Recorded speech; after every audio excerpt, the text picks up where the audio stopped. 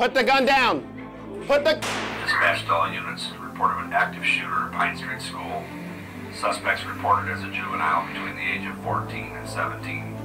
Armed with a handgun, shots are being fired. Definitely is anxiety-inducing, for sure. Every officer here has to qualify twice a year on this. We train more probably than any agency in the state. I can almost guarantee you that. So my heart was pumping. Yes, sir, but we need you to put that knife down and please come with us. It got real intense. This is probably the closest thing you can get to actually bringing somebody out on the street and putting them through that real-life scenario. We were told before starting it, you only have like a split second to make these decisions. Sir, step back. Sir, put the knife down. And things can turn either way depending on what you decide to do, what your reaction is. I can base the video interactions with commands given, either bad commands or no commands at all, or effective commands. Put the baby down to be safe. Police! Hello, is anybody there? Hey, sir, ma'am. Please, sir, ma'am, can we calm down? You did a good job. You told them what you wanted them to do. Ma'am, sir, please put down the baby. Quite often, we have to give these commands, like you had to, several times, right? Sir, please put down the baby.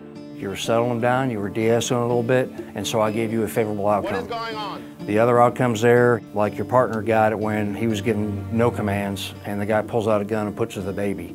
And as you saw here, if I don't think you're giving good verbal commands or de-escalation, I can make it so things don't work out very favorably for you. That was a decision call on your part, shooting a guy while he's holding a baby. Yeah. Not always a great idea. No. We have generally less than a second statistically to make that decision. Yeah. Right? And that's really quick to have to process all that information and apply it. Yeah. You shoot the kid instead of him, you're probably going to jail, right? You don't shoot him and he kills the baby, then you're being filed on for failed act. Yeah. And so there's not always a clear-cut conclusion, but the problem is we have to make it. Yeah. Like really, really quick. Every police officer is trying to do the best that they can with every situation that they have with limited amount of information. And I have a better understanding of that. I know that Beaumont police officers are trying to keep us safe. I guess I never thought about how much de-escalation comes into a situation because no one wants to have to shoot anybody, no one has to even have to tase anybody. Sir, my name's Officer McGee. Would you like to come with me and talk about this outside? So it's like de-escalation is a huge part of what they are having to do. Sir, can you please put down the knife? It's okay, we don't have to have a situation. So it's very surprising how much, even just little things that you say could change what's going on. I learned that things can change in a heartbeat. I thought I was actually de-escalating him, and it turned south real fast. He wanted to kill me instead. I didn't recognize that quick enough. You'd been dead about 6 times over. Yeah, I would have been dead. Yeah. But I think by and large they did a good job. They tended to err on the side of de-escalation to points where it really was not appropriate. Put the gun down! And I think they got killed a couple times because of it.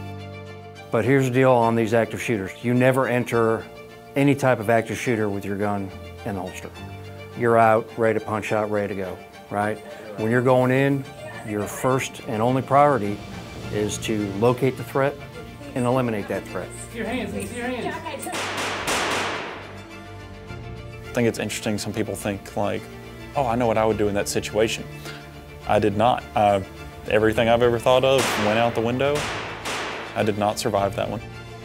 There are 800 scenarios in this machine on just about every topic of law enforcement.